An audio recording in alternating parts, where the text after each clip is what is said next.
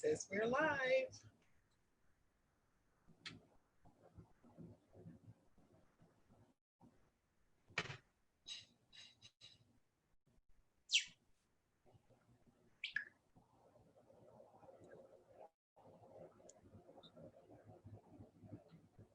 Good morning, good morning, good morning, good morning. I am Dr. Debra Wright Owens, and I want to welcome you and thank you for taking time out of your schedule today to tune in to our Life, Vision, Purpose Authors Spotlight Live. Yay! We're so excited this morning. We're so excited about this live event this morning because this live is a part of a virtual book tour to promote the book that I, along with four dynamic visionaries, Sarah Reid, Sharon Gibson, Adrian Gray, and Beverly Van Woods, have written and recently published. I'm so very excited about this virtual book tour because it's the start of something so much greater. So today, here's the deal. I'm interviewing one of the authors here on the live, and that's who you see sharing the screen with me, Miss Sarah Reid. Say hi, Miss Sarah, to the audience, those of you who are viewing in. And look, before we go any farther, just go ahead and hit the share button down to your left and share this live event with your on your timeline with your friends, your family, anyone who's following you. Just go ahead and hit the share button because we want to get the word out about our recently published book and the things that we are doing to promote the book, and not just to promote the book for a following, but to promote the book because we want to inspire. We want to inspire people all around the world. And the topics that we've written about here in the book, Life, Vision, and Purpose, we all know about these topics because all of these topics do pertain to us as human beings. So, you know, it's one thing to read about an author by way of their written bio, but there's nothing better than visually and audibly getting to know an author up close and personal. And that's exactly what we're going to do today. We're going to get the author, Sarah Reid. We're going to get an up close and intimate account of who the author, Sarah Reid, is. So as you can see, Miss Sarah is holding up our recently published book here, Life, Vision, and Purpose. And as I said, I, along with Miss Sarah and three other dynamic visionaries, have written this book and recently published it. You can find us on Amazon.com. You can search for the book by its title, or you can search for the book by any of the author's name and just make your purchase today if you haven't already done so. All of the proceeds from the book sales goes to the Visionary Foundation for funding scholarships and grants for the underserved population in our local and surrounding communities. So we're just so grateful today, again, that you've taken time out of your day to tune in and go ahead and hit the share button so you can share this live broadcast with your friends, your families, and all of those who follow you on your social media platforms. So I'm not going to prolong the time. We're going to dive right in with interviewing Miss Sarah this morning. So first and foremost, I'm just going to go ahead and say thank you to Miss Sarah for allowing us to have a glimpse into your world today. We are so very grateful that you've decided to share your story here on Facebook Live with us. So first, before we get started, Miss Sarah, I just want you to share with the audience where they can find you on social media. And we'll do this also before we close out, but I think it's important to know where you can be found on social media, on your social media platforms. I'm at Sarah Reid on Facebook. I'm also Georgia Girls Event Planners on Facebook. And I'm also R&R Stagers on Facebook. And you also can find me on Instagram. I'm at R Stagers on Instagram, and I'm also Georgia Girls Event Planners on Instagram. Thank you so much, Miss Sarah, for sharing that information. Now we're going to go ahead and get started on the started with the interview. As we said, we're interviewing the author Sarah Reid today. So, Miss Sarah, in the book, in our book, not the book, our book, you Our know, book. uh, you talk about having been misinterpreted for a great deal throughout your life. Can you go ahead and tell us and explain to the viewers uh, what that really means? How have you been interpreted throughout life? Well, most people misunderstand me because they don't understand that I'm actually shy. And so a lot of that plays into how I respond to people. I'm usually the quietest one in the room. I'll sit at the table, but I'm quiet because I don't like to draw attention to myself or anything. Another thing that plays into it is that most people say I'm mean because I don't smile. And I didn't smile because I had a gap. I had a large gap. And so, with that, with being shy and having the large gap, I did not want to draw attention to myself. And so, I think one of the other things is that when I go to events, I normally take a friend, and I always say that they're my buffers. And I take a friend because most of my friends are talkers. I mean, they can talk. And so I'm engaging, but I just don't speak. And so usually when I go somewhere, I'll take somebody with me because I know they're talkers. They like to socialize. They like to, ask all the questions and stuff. And so it defers all of that from me, from focusing on me. And so, that's when I say I'm misunderstood, or so that's that. Okay, thanks, Miss Sarah. So now we have an idea of what you mean when you write in the book that you have been misinterpreted for a part of your life. And I think in general, we all have been at some point throughout our lives. And I do think that at some point throughout our lives, we all have been somewhat shy. I used to be somewhat shy myself. And even today, there are still parts of me that I would consider shy, or certain behavior that I would consider shy behavior. And it just depends on the situation and the circumstance. And everybody is a little different, Yeah. and I know when I first met you, I've always known you to be very quiet and reserved. But sometimes we're misinterpreted, as you wrote in the book, because we don't talk a lot, or because we don't necessarily open up Yeah. right away to people. And that is sometimes misinterpreted incorrectly, because people will label you as being one thing when actually that's the farthest from the It truth. really When is. I right, when I first met you, I've always known you to be quiet, but when we started to talk more and more, in the workplace, you started opening up.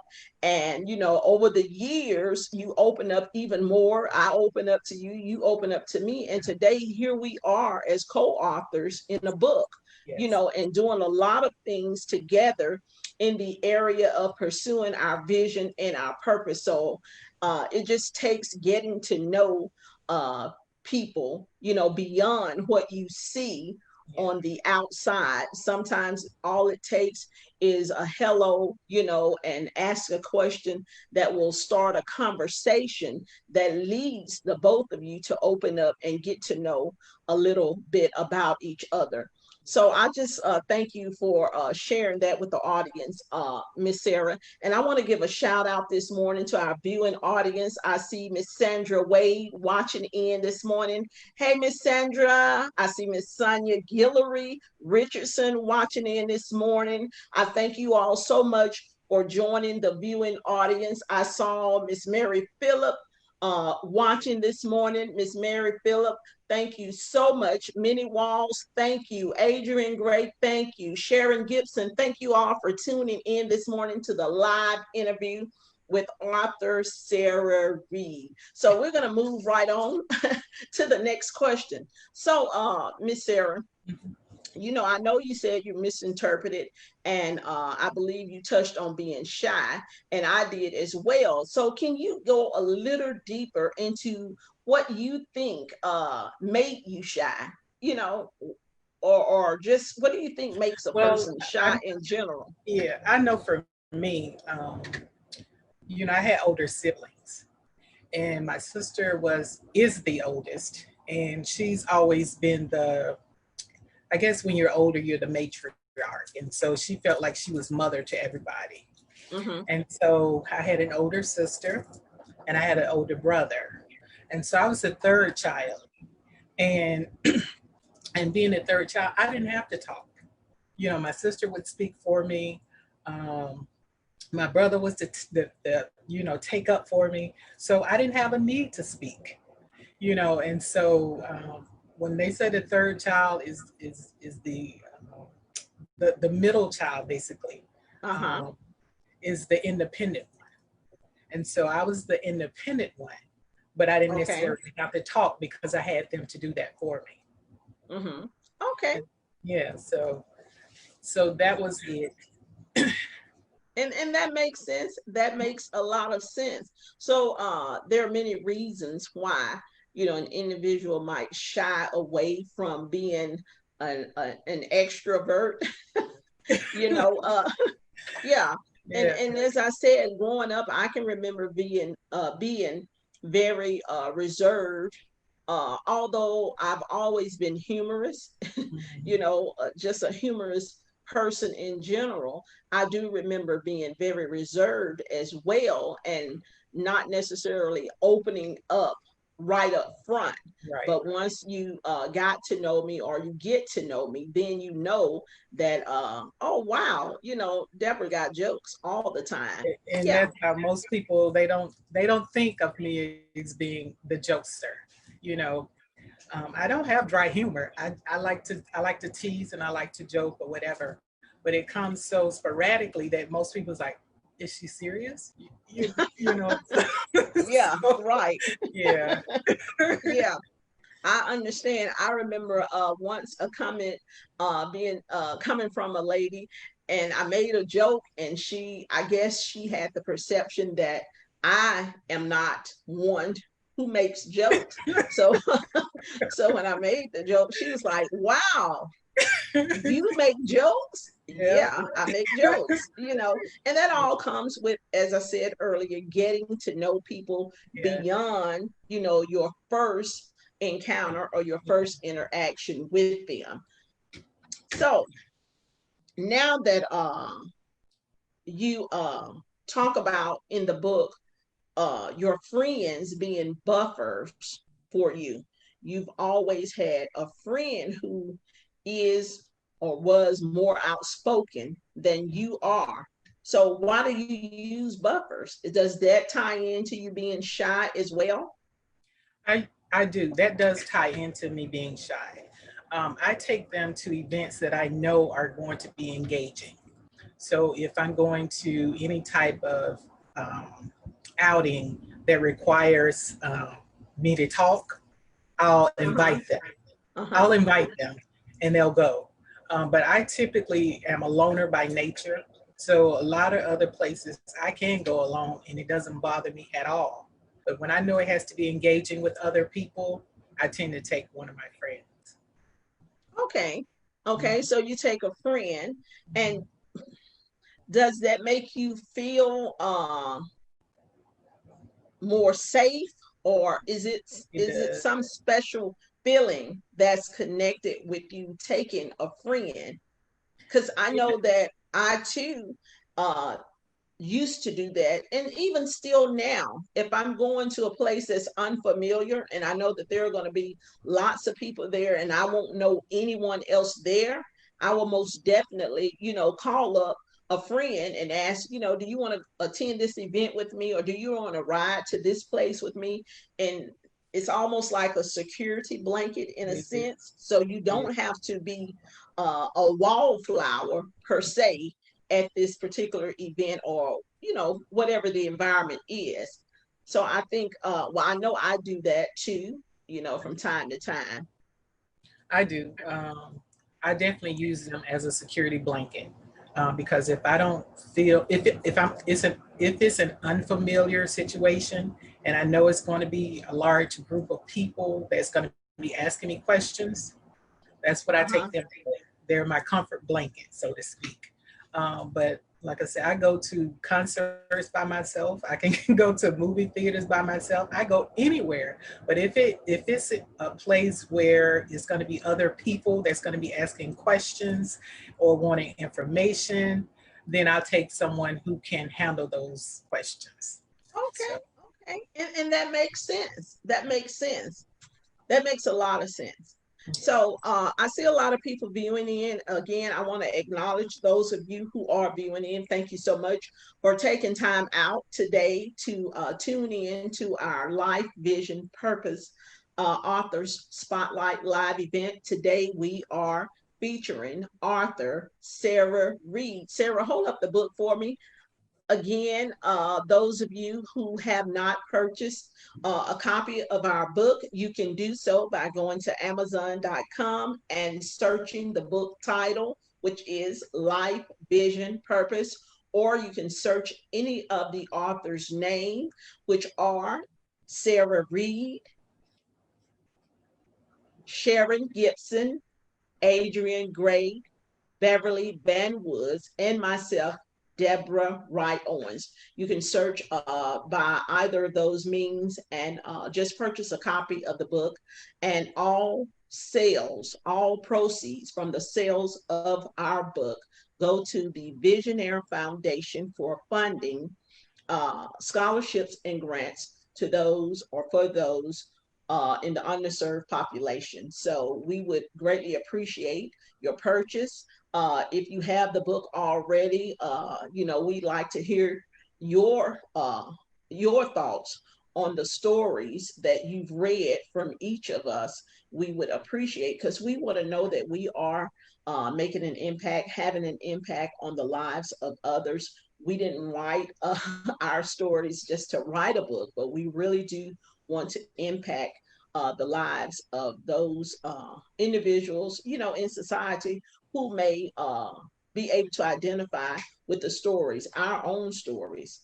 So we thank you in advance for your purchase. And for those of you viewing, if you can go ahead and hit the share button and share this live broadcast, we'd appreciate it very, very much, because we want to get the word out that we are touring our book through the virtual platforms.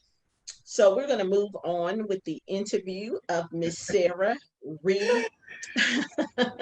Miss Sarah, in our book, you talk about being a family first, and how, um, well, just tell us how being a family first has impacted you and your family's life. Tell us what, uh, explain what you're talking about for those who may not have a copy of our book and haven't been able to read that particular part of your story in the book. What does being a family first mean? How has it impacted you and your family's life? I think for me, when I talk about family first, you'll find that with most um, secondary schools, they'll ask you, are you the first in your family to attend college? Are you the first in your family to do this, to do that? And so I was the first in my family to attend college. And I went back to, I was the first to do that. I was the first to purchase a home. I was the first to get married, you know, and so I was always the first. And that's because I was more focused on what I wanted to do. Um, and so being the first kind of puts you in front of, um, you know, most people say, oh, she just did this, you know, because it encourages others to say that they can do it too. Hey, she did it, I can do it. And so that was the encouragement for me and for my family, because my sister, who is much older than myself, she followed later in getting her degree. And so it was the motivation behind that. And so from that, I had nieces to start going to college and stuff like that. And so it gives everybody the idea that if she can do it, I can do it. And so Mhm. that's what I encourage among everybody else, is that if I can do it, you can do it. And so that has meant a lot to me. And so just giving them the encouragement that they can do it as well.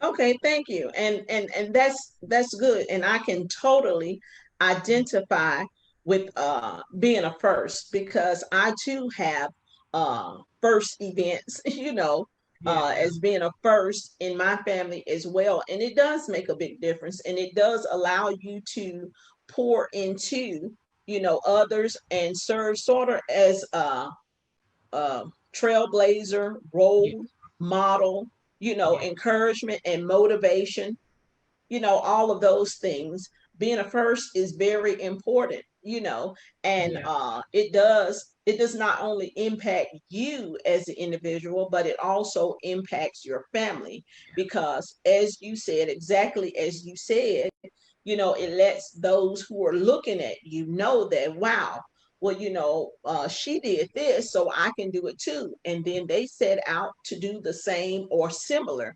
So being a first is a great thing, you yeah. know, it really is. So I know you explained all of the things that, you know, went along with you being the first. So can you tell us why was it being important to you? Like, did you set out intentionally set out to be a first, or did it just happen by chance and circumstance? It just turned out that way, or was it a goal that you had set based upon your view of your family and you growing up? For example, did you think, well, okay, no one in my family has graduated with a college degree, so I'm going to be a first? So you set that as a goal to pursue. Was it that type of uh, concept, or did it just fall in place with you being the first? Well, for me, at the time, I never thought about it being that way. Um, but I had, when I first graduated from high school, I never really wanted to go directly into another school. And so I said I would take a few years off. Um, and so when I was in a position at the government, I was in a position Mhm. at the government, and I realized that um, the positions that they were announcing required a college education. And I was starting to get pretty frustrated. And so I was like, you know what? I'm just going to go and start looking at different schools. Mhm. And so that's what I did. And I went to Agnes Scott College and I took a tour of the campus and I was just sold immediately.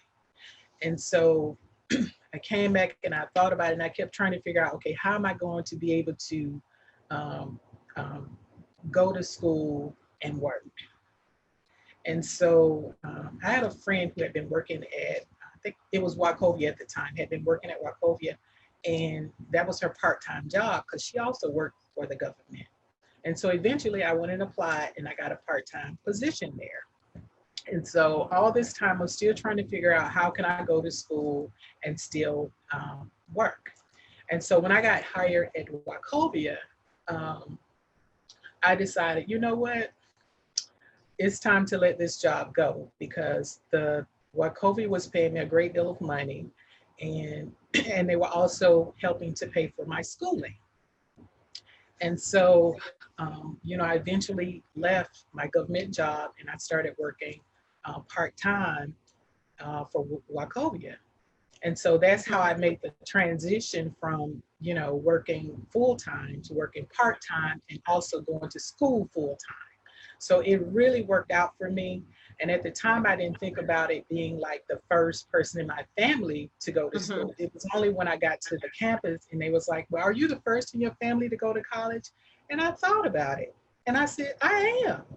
And so, I was just so surprised because I applied and everything, and I got my acceptance. I did the tour. It was just so smooth, like it was meant to happen that way. And so that's how it happened. It was more of a transitional type thing. Okay, okay, and that's neat how it all just fell into place. Yeah, Although you didn't set out to be a first, it fell into place that way. And when you realize that you are or you were the first, then I imagine that your motivation was heightened at yeah, that point because you realize, well, I am a first, so I am going to do something different than what anyone else in my family has done or had done at that time, because you talk about your sister going on to finish her degree, after you yeah, had finished yours. So I imagine that the motivation kicked in, your adrenaline was flowing because you realized at that point, now I'm a trendsetter, a trailblazer, yeah, and all those names that they yeah, attach to things, to being a first, setting the stage, paving the way, and all those, little fancy terms they come up with. And yeah, I too can identify, we have a lot in common. I too can identify with being a first, because even yeah, with college degrees, I was always pretty sharp in school anyways. I graduated high school, mhm, with honors. um I didn't go to college right away from high school because the recruiters got to me first. The military recruiters, the Army recruiters got to me first, and they would come and visit, our school. And they sold me on one of the trips, and I signed up. I actually signed up under the delayed entry program. I wasn't even old enough to sign, you know, uh, independently. My mom had to sign with me because I was underage. But anyway, I decided to join the military first, and I did my time in the military, such and so forth. And it wasn't actually until I got out of the military that I even started to really pursue, you know education, on another level. But once I did finish my degree, my first degree, then I realized too that, okay, I'm a first, yeah, and I know that that has motivated, some of my family members and encouraged them to do the same. And they figure, I imagine that, well, Deborah did it, I can do it too. do it So I too. think a lot of people may have the very same first experiences, be a first in their family, whether it's a first, whether it's education or writing a book, whatever it is, Exactly. it's a good thing. It's a good It thing. is. It Yeah, is. and it helps not only you as the individual, but it can help your family as well. Okay, Miss Sarah. So now I want to get down to this itch, the itch that you write about in the book. And you talk about the itch. Well, the first occurrence that I read about your itch was in 2008. And it looks like it stemmed from a Yeah. conversation with one of your cousins. So tell us, what is the itch? Okay. Tell us, They, tell the viewing audience what the itch means. And I'm not talking about an itch where you scratch. This is a no, different kind of itch. yeah, it is. The itch for me was starting a business. And this was in 2008. And this was during the time when I went to work one night. Because at the time I was working at night. I went to work one night, and the manager of at this time it was still Wachovia. He had a meeting with all of the employees, and he said that this was when we were going through the depression basically. Um, Uh-huh. And he said that, um, well, it's good that Wells Fargo bought us out, because had they not, the gates would be locked. And I was just sitting there and all like, you know, what? All these employees, because we had a full shift, all Okay. these employees, and he decides to tell us this now, and I'm sure they had ample time to notify their people, that we could have possibly been closed, not Hmm. allowed in, locked out. And I was just in shock. And at that time, I was like, you know what? I really need to be working on my business, my vision, what it is that I want to do in life or whatever. But also at the time, I had started going to technical school because I wanted to get my degree in paralegal. And so I was still working night. I was working night shift at that time, and I was going to school full time. And and and I said that, you know what, I need to be, first of all, looking for another job, and I also need to be trying to find out what it is that I'm good at, what it is that I want to spend my time doing that I'll do for free. And so that was that itch. Like I know I've got to do this. I got to go somewhere and I got to start my own business as well. And so that was the itch, is to find my own business. What am I passionate about, and what is it that I really want to do? Okay. Okay. And I'm so glad that you explained that, because the itch that you wrote about, that you've written about in the book, is really about your purpose. Right. You had that pulling, that nudging in your spirit that was telling you, okay, you have a purpose. Your life is about something more or Yeah. something different than what you're doing right now. So Exactly. that's your purpose. That was your purpose pulling on you, like, hey, I'm here. I want to be birthed. I want to be birthed. I want you to bring me forth, and introduce me to the world. So that's what that itch, is. And I think we've all, those of us who are in pursuit of vision and purpose, we've all had that itch. We may be itching now. Some of you men may be itching Yeah. right now. You may have Yeah. a nudging in your spirit or pulling in your spirit. You know that you're supposed to be doing something different than what you're doing. You might not be exactly clear on what it is that you need to do different, but you know deep down in your spirit that you're supposed to be doing something else. And I think that you need to pay attention to that itch. It's not there just because, it's because you are supposed to be pursuing purpose, your life's purpose. And that's what we've written about in the book. Get a copy of the book, read it, and it'll all make sense. So I know, Sarah, you mentioned going to work and basically the doors being locked. Yeah. What did that feel like? What did that feel like, showing up to your job that you have been working for a period of time and the doors are locked? Exactly. And I'm like, okay, you know how when people say things that they really shouldn't. This was one of those moments.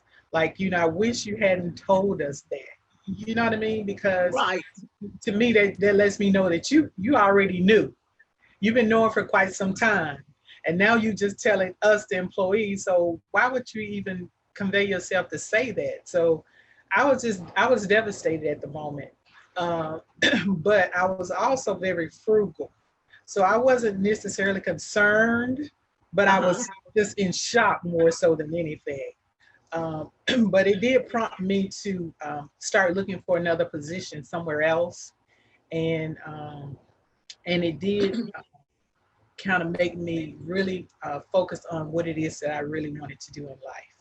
So those were the two things that came out of that, was that I know I needed to find another place of employment, and I Hmm. know I needed to find something else to do in life.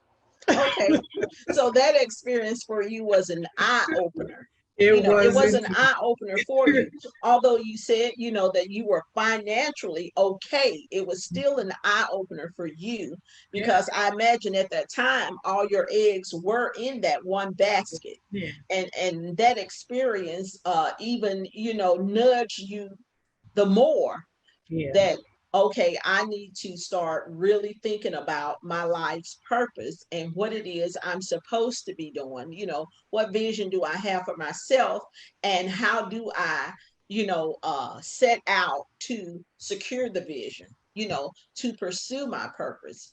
Yeah, I've never had that experience before. I've truthfully, I've worked for the in the federal sector Yeah. ever since 1986, 34 years now.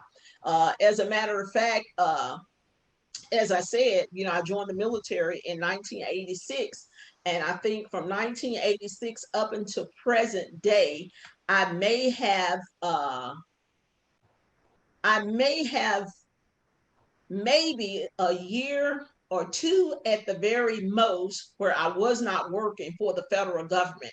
I traveled a bit as a military spouse and worked, uh, on a military Right. base, but it wasn't necessarily a federal job. And then, of course, coming back to the United States from traveling overseas, it took me, I would say, probably about 5 or 6 months to get into the federal system, the federal job system.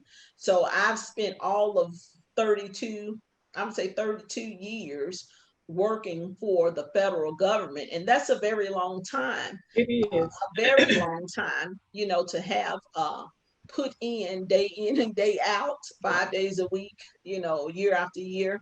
But I'm grateful. I'm grateful Yeah. for the stability that has been provided. But as you said, I've been had a nudging for a very long time myself to pursue my God-given vision and my God-given purpose. And we all know when it's time for us to do something different, Right. and it may not mean you get up and you quit your job right away, but at least start putting plans in place so that you can transition over into what it is that you truly desire to do, and that you were born to do. It's your destiny, per se. So thank God for the Eye itch, openers. the eye opener. Thank God for that, Yeah. because it set you on the path to pursue the things that you truly desire to do. Yeah. So now here's in the book you write about this life changing event, and I think it starts at page 41, and the subtitle is The Unexpected. I want you, Miss Sarah, to walk us through this life changing event, because this is where things took a turn for you. Right. Uh, and I don't want to say, I guess, overall in a good way, even though there was a downside, there's also an upside. So walk us through this life-changing event that you talk about starting at page 41 in our book. Okay. I was I was getting ready for a girls' trip. Every year, a friend of mine, we get together and we plan trips where we want to go. And this particular event, we were supposed to. She was supposed to come from Jacksonville to Georgia, and we were, excuse me, we were going to go to Memphis. Was supposed to be our end point. So we was going to leave here, and we were going to end up in Memphis, and we were going to do a turnaround and come all the way back. Mm-hmm. And the day before, I actually had went to my local gym because I joined a gym at one of the local churches, and so I went over there and I was working out, and I felt a sharp pain, excruciating pain in my head, and I knew it wasn't a normal headache. I just knew it was so painful that I said, well, if I leave where, I can't drive, I can't see or whatever. So anyway, I just finally just decided to just lie down because I couldn't sit down. Mm-hmm. And so, I was just I had my hand in my hand in my head in my hands, and I was just screaming. And so one of the attendants, and I finally called 911. I was able to call 911, and the operator was asking me where was I at, and I couldn't give her the address. I could not remember the name of the church. I just knew I was in a gym. And so one of the attendants came in, and he saw me. He was like, "Are you okay?" And I was like, "No, no, no. I have the 911 operator on the line. Can you tell her my location? Can you just give her the address? Tell her the church to give her the address because I can't remember any of that." And so anyway, he got on the phone and he spoke with her, gave her the directions, told her where I was located or whatever. And I remember the attendants coming. They sent the ambulance, and they were asking me all these questions, and I could answer them the best that I could. And so one of the other ladies who was a member of the staff came in, and she said, "Well, is there anybody I can call?" You know, and so I said, "Well, I gave her my sister's name and her phone number." She called her, but my sister had just started a job. And so, of course, she couldn't answer. And so I gave her my dad's name. And so she called my dad, and he answered the phone. And, she was just telling him that I had been in an accident. And she couldn't really give him that much more information, but she did tell him she would call him back. And so that's why he knew that something was wrong. He didn't know what it was. And so he went, and my dad works outside. He's a mechanic by habit, a hobby, but he loves to do mechanical work. So he put up his tools, and he said he went in and he took a shower and he just waited. And so no one called him back. So then my sister, he finally was able to get in touch with my sister. She called after she got off work because she saw so many missed calls from him. Mm-hmm. And she told him that, I'd been in an accident. He was waiting for somebody to call him back from the church. He didn't know what was wrong or anything. And so my sister knew the church that I actually would go and work out at. So she called around to the hospital in the area, and she found me. And so by then she called him back and told him where I was or whatever, and she gave him directions on how to get there. And so I remember when I got in the ambulance, I was just completely out. I lost consciousness. When I woke up, I was in the hospital, and when I woke, my sister was there with me. And she talks extremely loud. So I was like, you know what, don't talk loud because my head is pounding. I just please, because I was in the dark. They had all the lights and stuff out, and I couldn't really see what was going on, but I knew that she was there and I could feel her presence. And so by then I was passed out again. And from that time until I woke up in my second week of rehab is when I realized I was back in work. So here you have almost 2 weeks of what do you call it? Intensive care. I was in 2 weeks of intensive care. Then I was in a hospital room for another week. And then from there, I was in rehab. And so here I am waking up in the second week of rehab, realizing that I'm in rehab. And so I couldn't, the right side of my body was paralyzed, completely paralyzed. I had function on my left side, but I can't move. I can't, do anything. And so anyway, that is a lot of that I don't remember. I don't remember the hospital visits. I don't remember who visited me. I don't remember any of that. And my friend, she came back from Florida to visit me, I think once I gotten home. And, she was asking me different questions. Sarah, do you remember so-and-so? And I was like, you weren't there. And she was like, oh, yes, I was. How could you not? So she was shocked that I didn't remember any of that. Right. And so she started to tell me what happened. She actually came to visit the first week that we were supposed to go on our trip. She was there. So she came to Atlanta the next day. She was there. She was at the hospital that week. And so she could pretty much tell you what went on, what happened, and that type stuff. And she said, Sarah, you've been through a traumatic experience and you need to know what happened because you don't remember. And I did. I didn't remember the time that I woke up when I came back to consciousness in the hospital the first time, and then to the second week of rehab. All of that is gone. So what I did, I asked my friends and family to let me know what happened during that time. And so they all agreed to write what happened and what their experience was, because I said, you need to tell me how did you feel, and, I need to know what was I going through because I don't remember any of that. And so they all agreed to write that, which will be in my book for my aneurysm experience. But that's the part that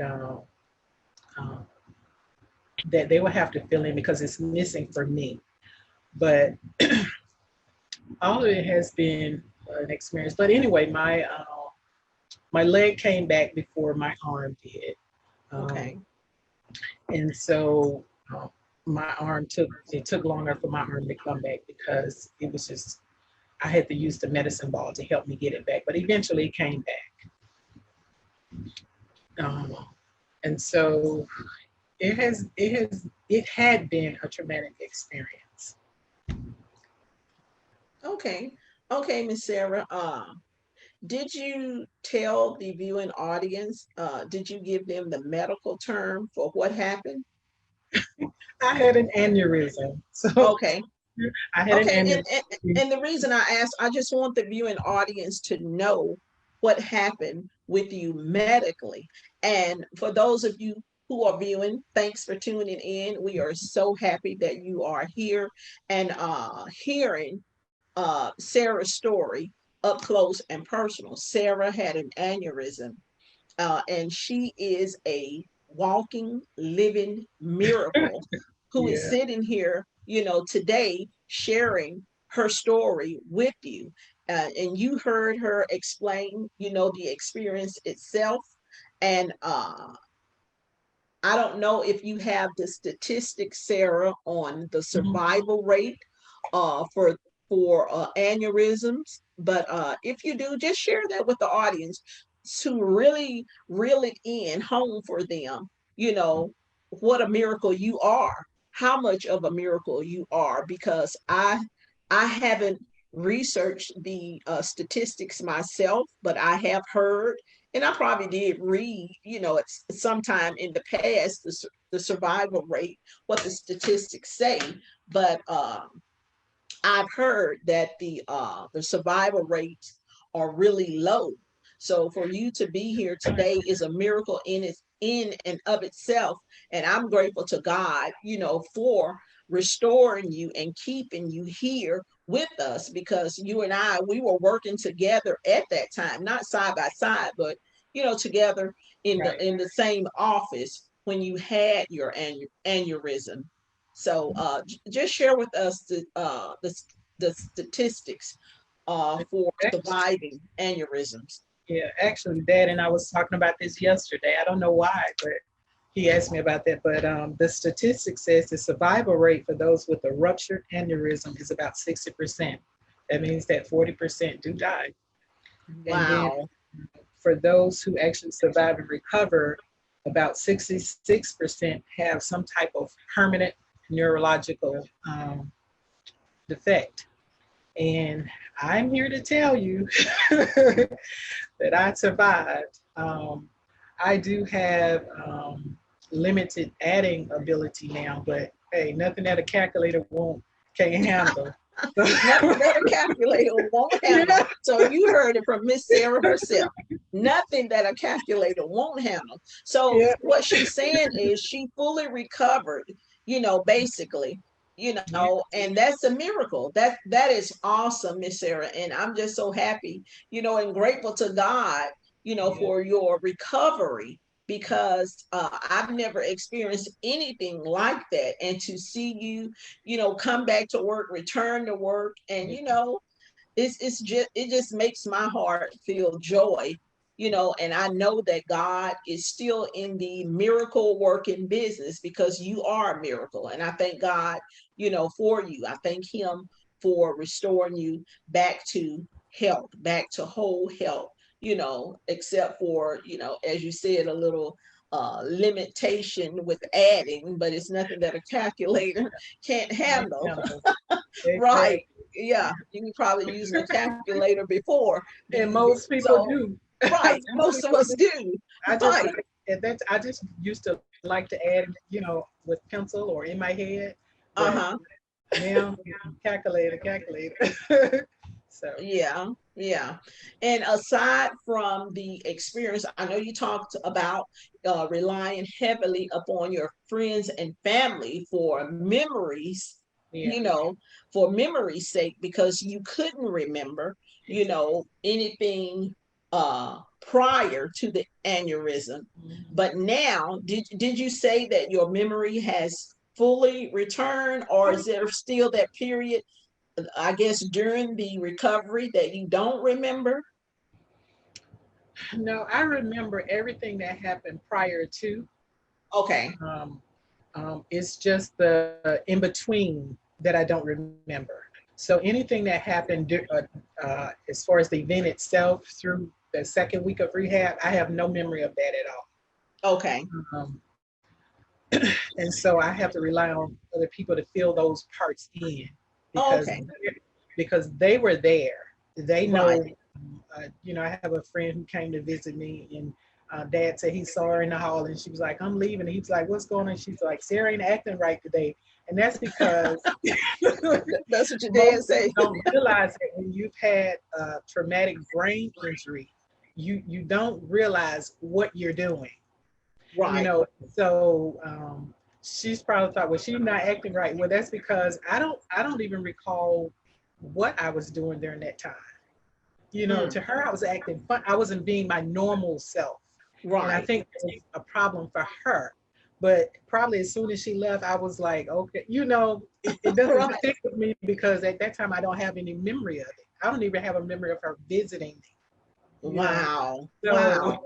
yeah, and so they have to understand that when you've had a traumatic brain injury, a lot of that you don't remember. You don't even remember doing it. People act out in different ways, Right. I didn't act out because I'm shy by nature, so I wouldn't act out. It's just so. But yeah, so she was a little offended, and I couldn't figure out why, because it's gone. It happened, but it's gone. I don't remember Right. anything. Yeah, Yeah. Yeah. yeah, You were probably trying to figure out, well, what's up with her? She was exactly. trying to figure out, or saying or thinking that you were acting a certain way, and you were probably thinking, well, what is going on with her? Exactly. Yeah. Yeah, yeah. Well, I'm just happy to hear that your family and your friends were there, They were there. yeah, to capture those memories for you, even though you don't remember that period of time. They were there to capture those Exactly. memories for you, and you didn't have to go through that experience alone. I know Exactly. you talked about your dad being, by your side, just every step of the way, and not even leaving the hospital. You always had someone there, Yeah. in the hospital with you when you were going through, Hmm. your experience of your brain injury, your aneurysm, and how much that meant to you. And that was important, and I'm pretty sure that that played a significant role in your recovery. It did. Yeah. It did. And Yeah. and that's why I say people who are experiencing any type of injury or surgery or whatever, you need an advocate. Hmm. You need somebody there with you all the time. My dad was there during the week because he came and stayed. So he was there during the week with Hmm. me. And my sister would come on the weekends. And so that's how they will alternate. Of course, my mom, she came a few weeks during that recovery as well, but mostly it was my dad and it was my sister. So they will alternate. And so she would Okay. give him a break to go home on the weekend, and she would come on the weekend and stay till Monday. So she would come on a Friday, she would stay to Monday, and then Dad would stay from Monday through Friday until she got there. And so there was somebody constantly there with me. And the amazing thing is that even in rehab, um, they saw that how dedicated he was, and so what they did, because I was in a two-person room, once the person who was in the room with me left, because I think she left after the first day because she was having some issues that caused her to go back to the hospital, the Mm-hmm. staff came in and said, look, this room is y'all's room. So basically my dad had a bed in rehab. And so that Mm-hmm. was the amazing thing. So he was there all all week, and then my sister was there on the weekends and stuff. And so it really worked out because you always have to have somebody who will advocate for you when you're there. Right. Yeah, and that's very important, I imagine, as you've explained. So I'm just grateful that you had your family, and your friends there Yeah. to be by your side during this experience. So how did your aneurysm change your outlook on life? I Well, know in your book, in go in ahead. the book you talk about living your second life now. So tell us how your perspective on life was impacted from the experience of the aneurysm. Well, for me, because I always feel like, I've died before. So what do you have to be afraid of? And Oh, so wow. that's how I see things now. Like, people talk about somebody's dying. I'm like, I did that before. So that doesn't phase me anymore. I'm not afraid of death. Um, I don't know if I was before, but I know now I'm not afraid of dying.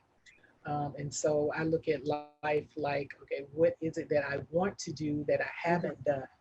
And so one of the things, because I've always been a person who was into exercise and that type thing. And so I decided I wanted to get back into being more physical because I know that when it comes to an injury of that sort, that exercise plays a major part. And it did for me because I don't think I would have recovered as well as I have if I was not as physical as I am. Because at the time, Okay. I was bodybuilding at the time. Um, Hmm. now, and so when I came from that, I said, you know what, I want to make sure that I'm doing some type of exercise. And so at that time, I decided, you know what, I'm going to play adult kickball because I always liked kickball as a child. And I Hmm. saw somewhere where they had adult kickball, and so I signed up for that, and I started playing kickball. I actually played 2 seasons of it, and Okay. then I was saying, okay, I know I need to go to church a little bit more. And so I said, I'm going to find a church that I actually like. And so I actually joined, I didn't join the church. I actually film at one of the churches that I like that's not that far from my home. And I Hmm. do filming there. And I've been doing that for a little over 2 years, 2 or 3 years now. And so that encouraged me to go every Sunday. And so, and so, uh, what is and then I volunteer. I do volunteer work at the rehab center that I was in, and that has been amazing for me because you listen to the people's stories, and a lot of them will say, "Let me pray with you," or "Let me pray for you," and then you see the injuries that they've sustained. Some of them are not as severe because um, a lot of them have had strokes. And so some of them are not as severe, and then you find a few that are more severe than what you've been through. And amazingly enough, I found one person who had survived an aneurysm. Out of Hmm. all the people that I visited, and I've been doing this for a little over 2 years, going on 3 years now, and I found one person that had actually survived an aneurysm because most of my patients are stroke survivors. Um, Okay. and so And so I did those things because I needed to round off my life. And I wanted to continue to exercise. I wanted to attend church on a regular basis. And I wanted to give back to the community. And so that's what I do. Okay. Okay. And I hear you saying that the experience of the aneurysm resulted in you embracing life Exactly. closer, Hmm. holding life closer to you. You said that you're not necessarily afraid to die because of the aneurysm Hmm. experience, because that was a near death Yeah. experience in and of itself. So you've been there Yeah. before, you've been there. Exactly. And that's not something that you are afraid of now, death. And as far as life, you're going to church more, you found a church and you're filming in the church, and that really results in you going Yeah. every Sunday. And then there's that aspect of giving back, Yeah. volunteering at the very rehab center that you rehabilitated in yourself. Exactly. And I know one thing that stood out, you said in the rehab center, most of the patients that you have worked with are stroke patients. They had strokes. And out of all of those patients over the last 2 to 3 years, only one other patient was an aneurysm survival. So Exactly. that itself speaks to what a miracle you are, Yeah. Yeah. you know, that in itself Yeah. speaks to that, having come across or encountered only one patient One out of person. 2 to 3 years. Yeah. Yeah, yeah.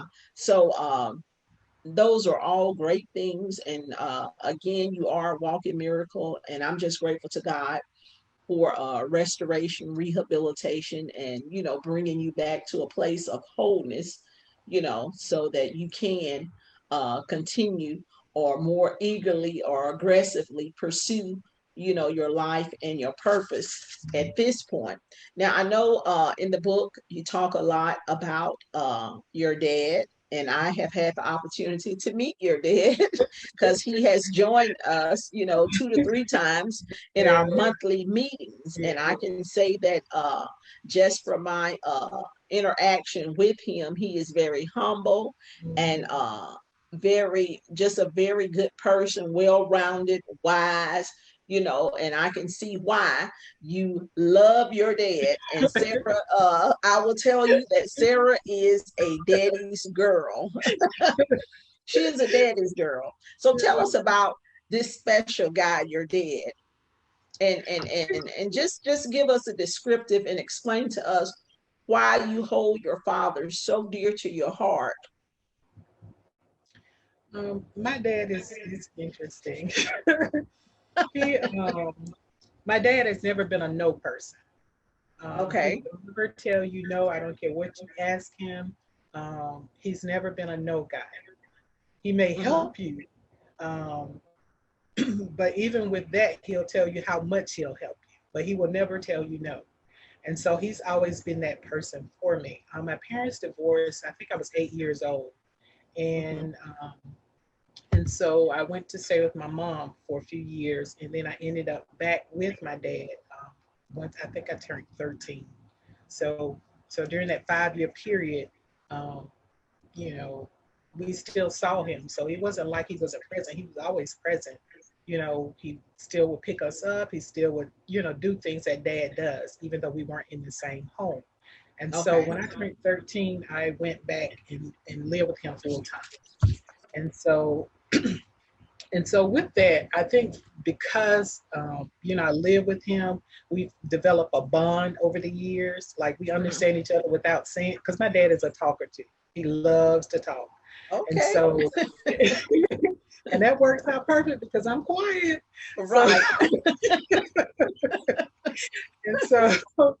and so with him, um, I've developed a bond with him because I know him and I know his ways and I know what he likes Mm-hmm. and what he doesn't like. And it's the same with me. He knows what I like, what I don't like.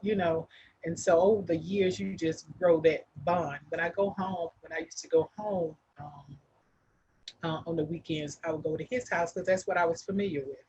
and stuff. And so even with traveling, we vacation together. Um, I've taken him as far as West Africa. That's how much I care about him. Wow. Yeah, West so Africa. West Africa. We've been to the Caribbeans. We've been everywhere. So everywhere I go, he goes. And so we really do enjoy each other. And even when I was in rehab, no, when I was in the hospital, when I was in intensive care, and I didn't even know I was in the world. Um, um, my friend would say that he would stand over my. He told me he would stand over my bed, and they asked him, why are you doing that? And he said, well, when she wakes up, I want her to see a familiar face. Mm. Hmm. So, I mean, how deep is that? So, Right. yeah. And, and so, but he's always been there for me. So, that's just how I explain. I just love him. I just love him. He's a great guy. He's a great person. And Hmm. so, anything that I can do for him, I do it. And Right. he actually lives with me now. He's been with me now for a little over a year, um, Hmm.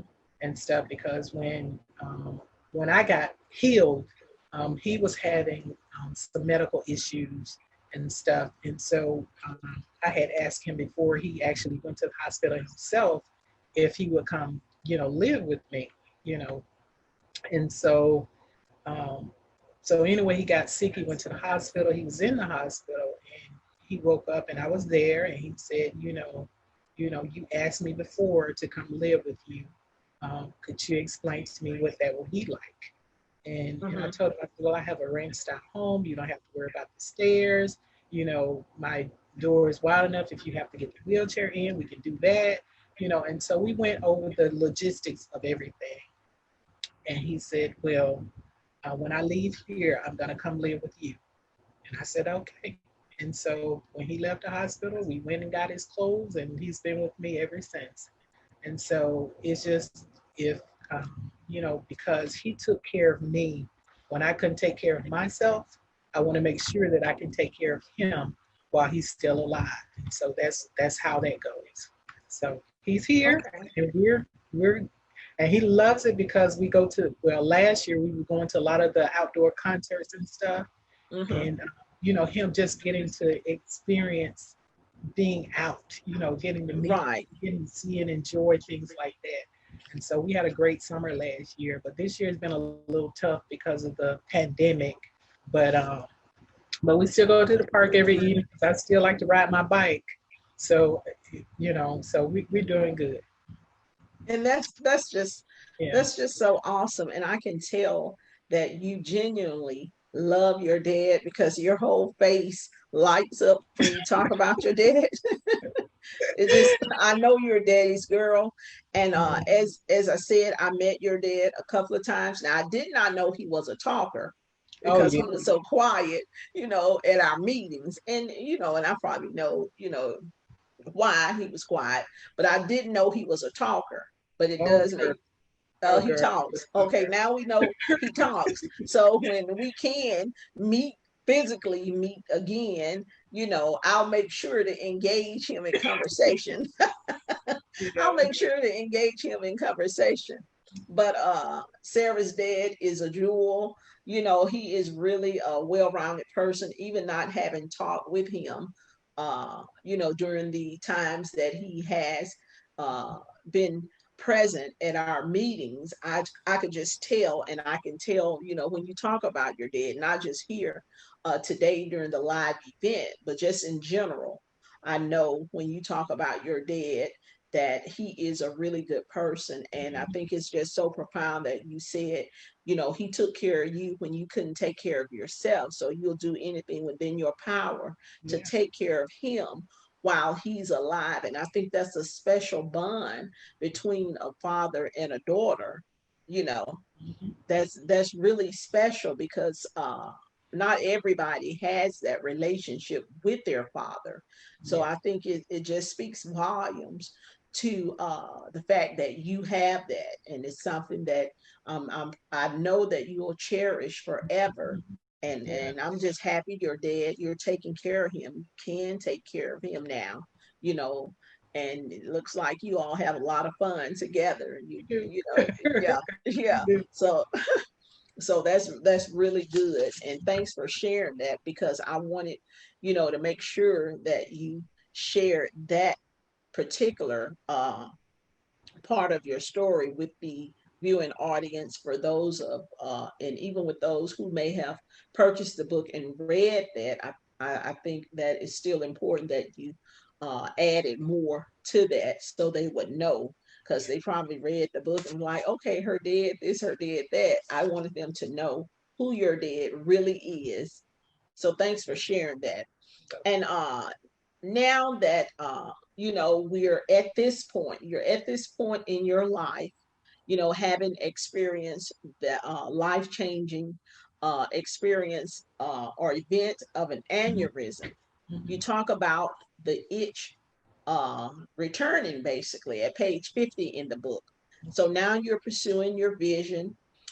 You're co-owner of two businesses, not one but two: the Georgia Girls Event Planning and R&R Stagers. So tell us about these businesses, and what service or product these businesses, your businesses, offer to the public, and how the public can find these businesses. Tell us about the itch returning, and how it came to the point of you being co-owner of these two businesses. Okay.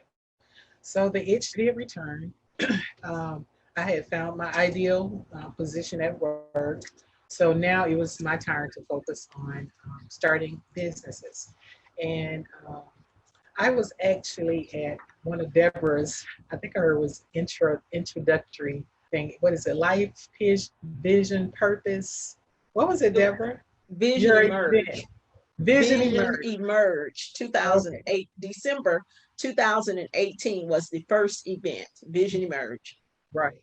And Uh-huh. so I was conflicted about going because one of my friends I hadn't seen in about 10 years. She was actually a coworker of mine, and she was having like a not a bridal shower, but like a get together for a friend who had just gotten married, and I hadn't seen her since I left the bank either. And so, but the timing was off. And I was like, oh, Jesus, I can't say yes because I need to know what time this event is. And so when she finally told me the time, I was like, cool. So then I was able to go to Deborah's thing. So I had two competing events. And so I was able to go to Deborah's thing. And I'm glad I did. Um, uh, she had everything so laid out. Um, like we were in a building, but it almost felt like you were not in the building. And so, and so anyway, the we had a guest speaker there. I think she's a coach. She's really a coach, and she Mhm. was there as a guest.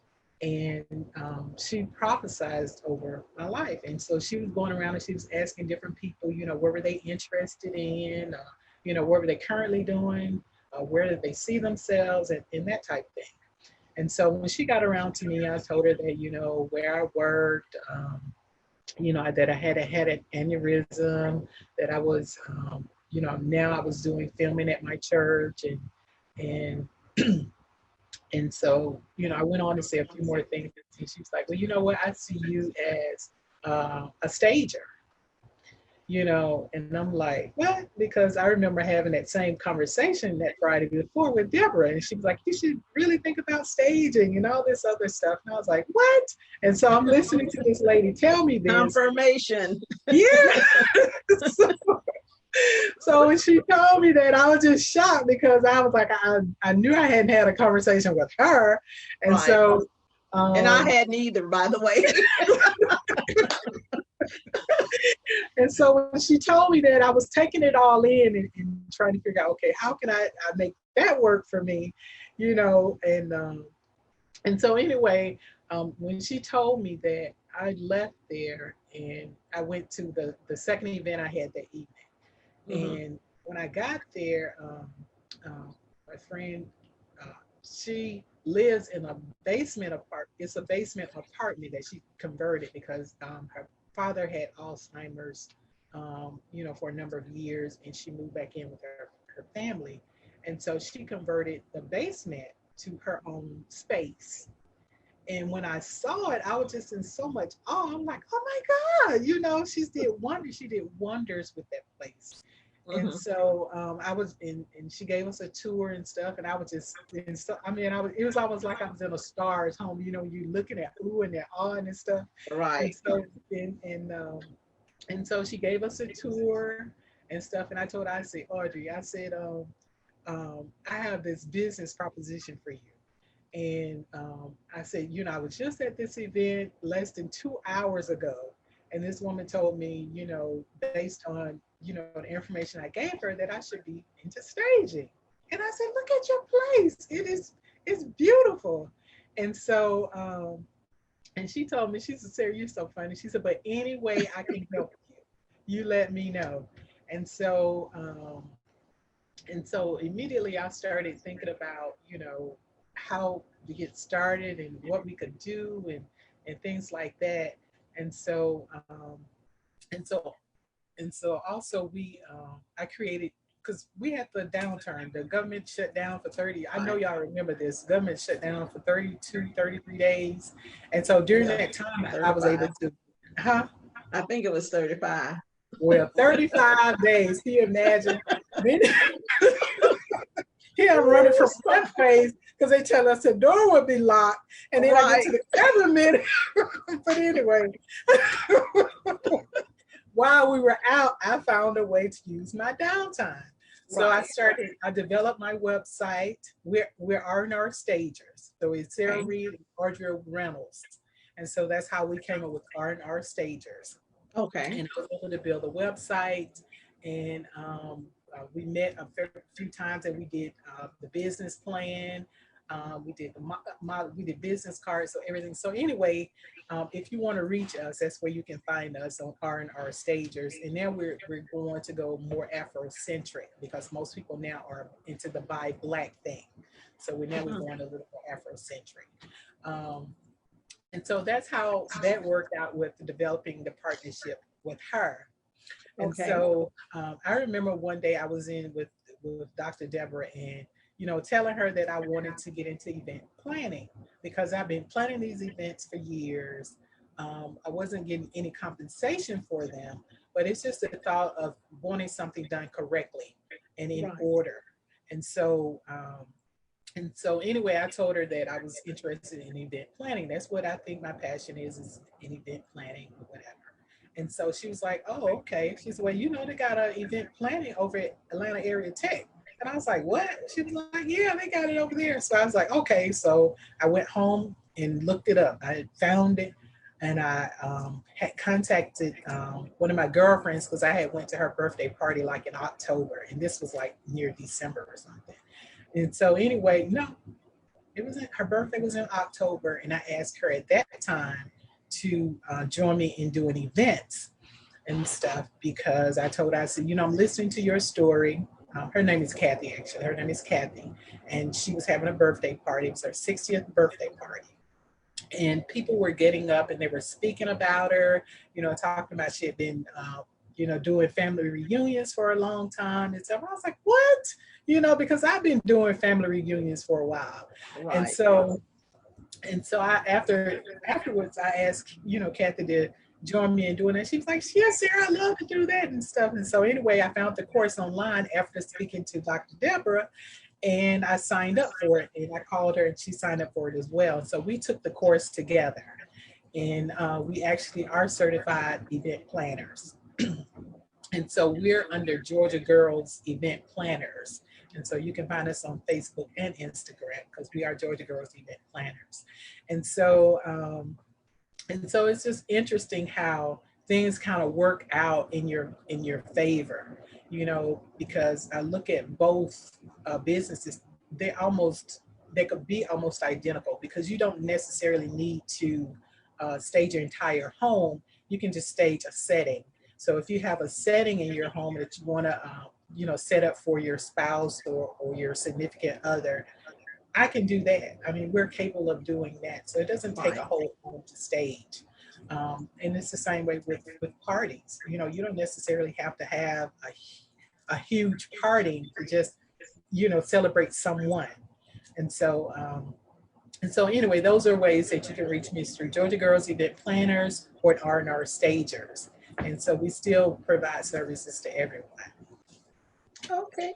Well, thank you so much, Miss Sarah, for You're welcome. explaining to us, how all of this came uh, to the point where you are today, having, gone through the life-changing event of the aneurysm, and now your itch returning after that, you embracing life even more and pursuing your vision and purpose, and being here today in a place where you're volunteering at the rehab center where you yourself rehabilitated, where you're attending church, on a weekly basis, filming, being active in the church, and just pursuing your vision, your purpose in life. And now being co-owner of two, not one, but two businesses. So for anyone who is viewing, if you are looking for or looking to have an event, Miss Sarah does excellent work. You can find her on the social media platforms, that being Facebook and Instagram, as well as her website by under the name of her businesses, and that's R&R Stagers and Georgia Girls Event Planning. And just take a look at her portfolio. She does excellent work. One of the pictures on there, one of the events that I like to look at is the event that you did for your dad, I believe it was. Oh, okay. Yeah, Yeah. the event you did for your dad, and just really beautiful, excellent work, things done in the spirit of excellence. So if you do need an event planned, or you need a room or whatever stage, then reach out to Miss Sarah, and she'll be the one to make that vision come to pass for you. So we want to, that brings us really to a close of the interview today, the author's spotlight. We want to thank Miss Sarah. Miss Sarah, I thank you for opening the door and allowing us to come in and have this up close and personal conversation with you. Thank you for allowing us to have a glimpse of your personal life, and share with us uh, about one of the most life changing events in your life, Yeah. having experienced an aneurysm, and how you've recovered and rebounded, and basically restoration has come to you, after that, and you are now in pursuit of your vision and purpose, and really making a positive difference in the life of those who you come in contact with. And that's a great thing. That's what I believe life is about, impacting the life of others, positively impacting the life of others, and giving back to the universe. None of us are here by coincidence. We are here for a reason. We all have a purpose, whether or not we've discovered it yet. We all have a purpose. No one just exists to exist. That's not life. And if you haven't discovered your purpose yet, that is something that I would encourage you to sit down and have a talk with God about, seek God about it, and ask God, and He'll reveal it to you. He'll reveal it to you. He will talk to you about it. He will put people in your life. You'll cross paths with those who can help you in that area, such and so forth. Do that. That's a good thing. So, Miss Sarah, we thank you. I want you to tell us one more time, tell the audience how they can find you on social media platforms. I'm Sarah Reid. I'm also Georgia Girls Event Planners, and I'm also R&R Stagers, and that's on Facebook and Instagram. And for those of you viewing, again, this is our book, Life, Vision, and Purpose. Miss Sarah, myself, and three other dynamic visionaries co-authored this book together. I'm going to put it as close as I can to the camera so you can read. The other authors are Sharon Gibson, Adrian Gray, and Beverly Van Woods. We've all come together in this work, this written work, and share our perspectives on life, vision, and purpose. If you haven't purchased a copy, you can do so by going to Amazon.com and finding us there under the title of the book or under our names as the authors. All proceeds from book sales go to the Visionaire Foundation for funding scholarships and grants for the underserved populations in our local and surrounding communities. And so this is not the end of our virtual book tour. Actually, it's just the beginning. So up next, the next live event will be featuring author Adrian Gray. So the date and time of that interview will be posted, here on Facebook. You can follow me on Facebook at Debra Wright Owens or at Dr. Debra Wright Owens. That's on Facebook, Twitter, and Instagram. Also, we have a Facebook page for our book, Life, Vision, and Purpose. You can go to our Facebook page, like our page, and you'll, of course, get updates on what we're doing as far as promoting the book, with the book, live events, such and so forth.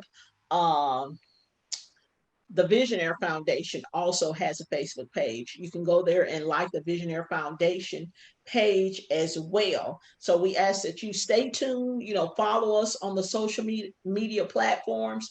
And by following us, you'll get to be in the know of what we're doing, where we're going, when we'll be there, what time, such and so forth, all those good things, such and so forth, all of those good things that go along with social media platforms promoting and pursuing things of that nature. So we are again so grateful that you tuned in today. For those of you who did tune in, we appreciate you for your time. We value your time. So this concludes the interview with Miss Sarah. So I'm going to let Miss Sarah close out with any closing remarks that she would like to share, since she is the author being spotlighted today. I thank each of you. Miss Sarah, do you have closing remarks? I just want to say thank you for all of those who tuned in. I am the first person in the group to to be interviewed, and I hope that you got something from it. It could be something very minor, very small, that have made a difference in your life. And so just be kind to everyone. That's all that I want to say. Just be kind. Thank you so much, Miss Sarah. And be kind. Be kind to everyone. Let love rule. Yeah. Okay, so stay tuned for the next author spotlight. That author will be Adrian Gray. Follow us on Facebook, and we'll be sharing the date and time of that interview to broadcast. Thanks so much, everybody. Have a great day. Enjoy the rest of your weekend, and just be kind. Goodbye. Bye. Bye.